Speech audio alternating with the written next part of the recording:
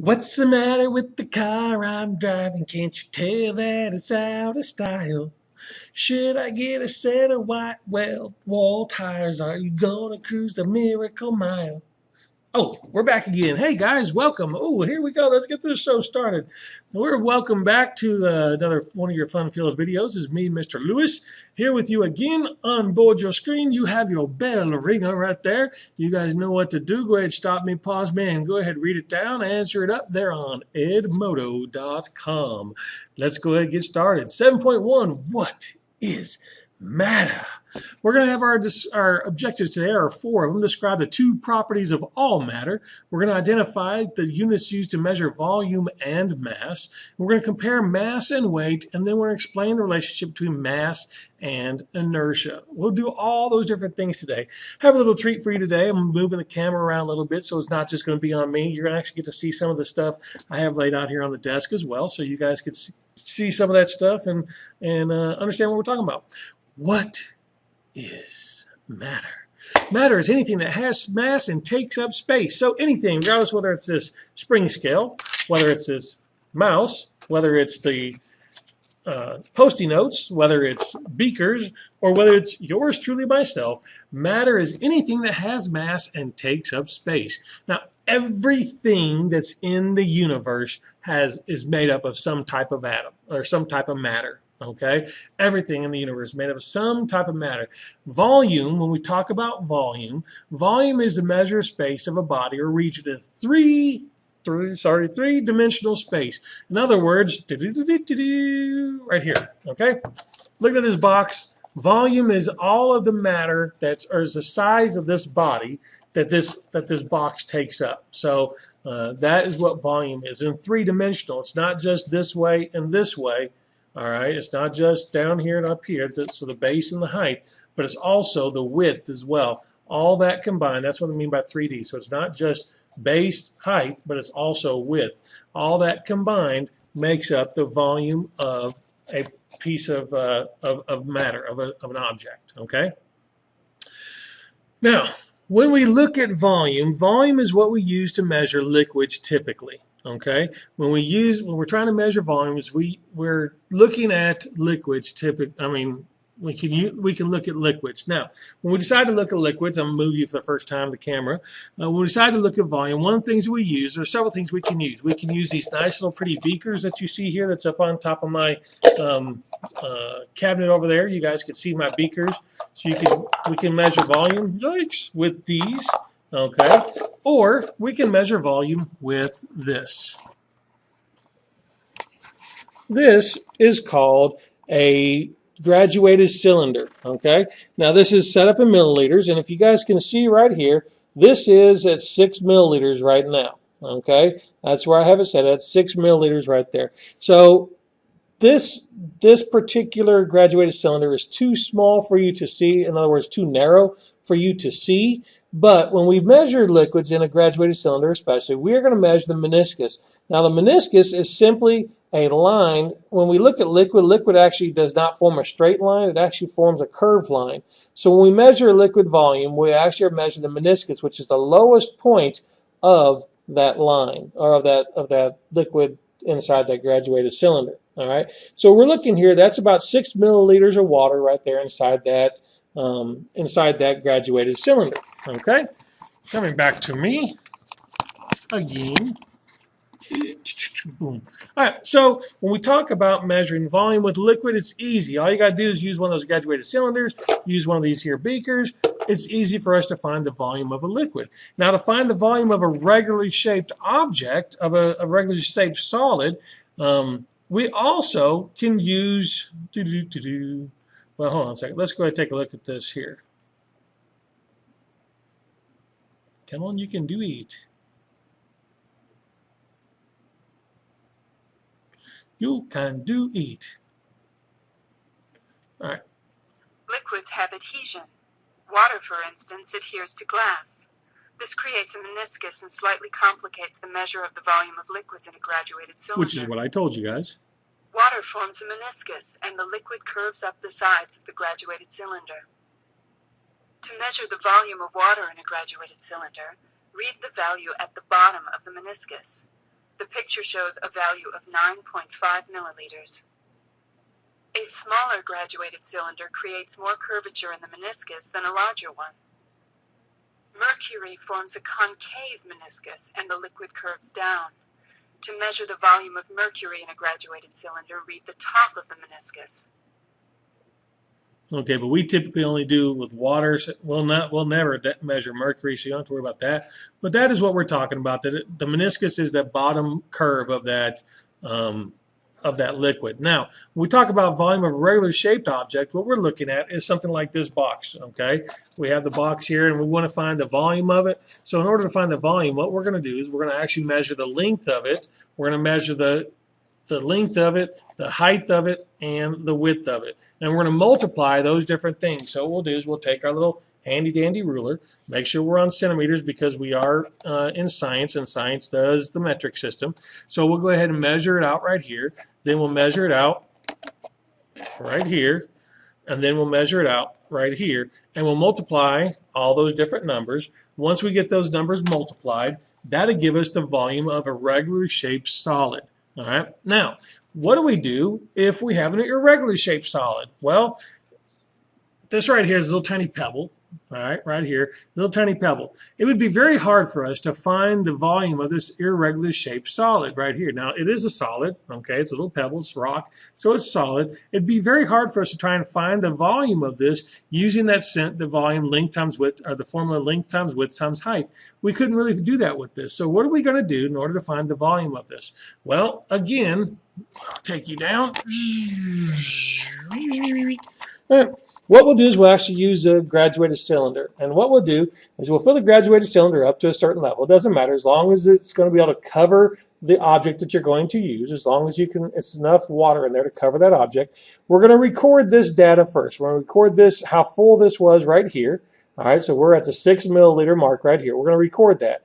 Then we're going to take that object and we're going to drop that object into the graduated cylinder. Now, if you notice, the graduated cylinder, the liquid moved from here to right there. So right there we are at 6.2. All right, so 6.4. I guess we're at 6.4 milliliters is what we're at right here. So the volume of that irregular shaped object, that little pebble right down there on the bottom, the volume of that solid, we're going to record this data, then we're going to subtract this one from the original, and that tells us that the volume of that was 0.4 milliliters. That's the volume of that irregular shaped solid right there. Okay, so again, we're going to put the water into here. We're going to fill the water here, record that. We'll take our solid, we'll drop our solid in. Once we drop our solid in, we'll record the second mark. Excuse me. Second mark, and right there is where we're going to do the volume for the irregular shaped object. Subtract the two numbers, and there we go, we have our volume. Okay? Very, very easy. And that's what your book is trying to show you there, using that 12-sided die right there. Now, we'll talk about mass. Now, the other part of the definition of matter was it has to have mass and take up space. And anything that takes up space is volume. Okay, so what about mass? What is mass? Well, mass is the amount of matter in an object. Okay, there's a difference between mass and weight. All right, when we talk about science and we talk about mass and weight, what we're talking about is the amount of matter in an object. Okay, not when we talk about mass, it's the amount of matter. It's not how much it weighs. All right, so for example, this right here is a 500 kilogram weight right here. So this has a mass of 500 kilograms. There's 500 kilograms of stuff inside of this weight right here. Now, at the same time, here on Earth, it's going to weigh 500 kilograms. Now, if we were to take this to the moon, it's not going to weigh the same amount because there's less gravity. When we talk about weight, weight is the amount of gravity on an object. When we talk about mass, it's the amount of matter on the object. If we were to take this and go straight to the moon with it, we didn't do anything to this, it's going to have the same amount of matter in here, but it's going to weigh less because there's less gravity on the moon. Conversely, if we were to go to Jupiter, this would weigh more on Jupiter because there is more mass because of the amount of gravitational force on that weight. Okay? Now, when we measure mass and measure weight, we're talking about kilograms. That's the base unit, and newtons is a measure of force. So those are different things that we talk about there. Now, inertia is the last thing we're going to talk. Is the next thing we're going to talk about. All right. Before we get to inertia, let me do this really quick. I want to show you a couple things. Move these things here out of the way. When we talk about weight, we're going to use a thing called a spring scale. All right. So we want to find out how much something weighs. We'll take it with the spring scale. Now, first off, we have to zero the spring scale. And all we do to zero the spring scale is we make sure that this little lever right here is on 0. If it isn't, we have to pull this tab here up and down to get it to be zeroed. Now, remember that we're only zeroing this to Earth's gravity because we're on Earth. We can't zero this to Moon's gravity. So when I put this on here, when I put this weight on here, get on there, and let it go, it should read 100 grams right there is what you should see. And it does. It reads 100 grams right there, okay? Because the weight of that object is 100 grams. Now, if we were to take this to the Moon, and we were to zero this on the Moon, it would not zero the same as it does here on Earth because there's less gravity on the Moon. So this would not zero, the spot that's at 0 would not be the same. So we have to adjust that to zero it. Now, to determine mass of an object, we actually use what's called a triple beam balance. Now, a triple beam balance is this right here. Now, you guys have seen that in my room. That's a triple beam balance. And basically, the reasons why it's triple beam, 1, 2, 3 beams, and that tells us it's a triple beam balance. Now, to zero this, now see, we got to be over here to 0. Make sure those lines line up, and that is zeroed. To zero it, you go over here, you turn this knob either way to get it to be zeroed. Now, to find the mass, what we're going to do is we're actually going to take the object, we're going to place the object onto, well, I know how much that one is, so let's just go ahead and place my cell phone on here. We're going to place our object onto the tray at the end. Then we're going to start off here at the grams. Move this over here. It didn't do anything, so we got to move this back. Okay. The next step would be the 100 grams. So we got to move this until, see if it moves. All right, it didn't move on the 100 grams either, so we'll move that back. So then we go the next biggest one, which is the 100 grams. That first one was 10 grams. Now the next is 100 grams. So we'll start off over here at 100, nothing, 200. Ooh, we started to move. So now we know it's going to be less than 200. So we got to move this back to 100, and now we start moving this. So I would put it to 80, put it to 90. Okay. So we know that 300 is too much, so I'll put it to 90.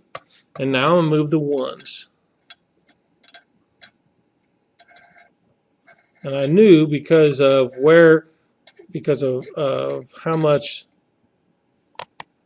I know because of where, you know, when I put it to 90, it still didn't come down. I put it to 100 and it went down.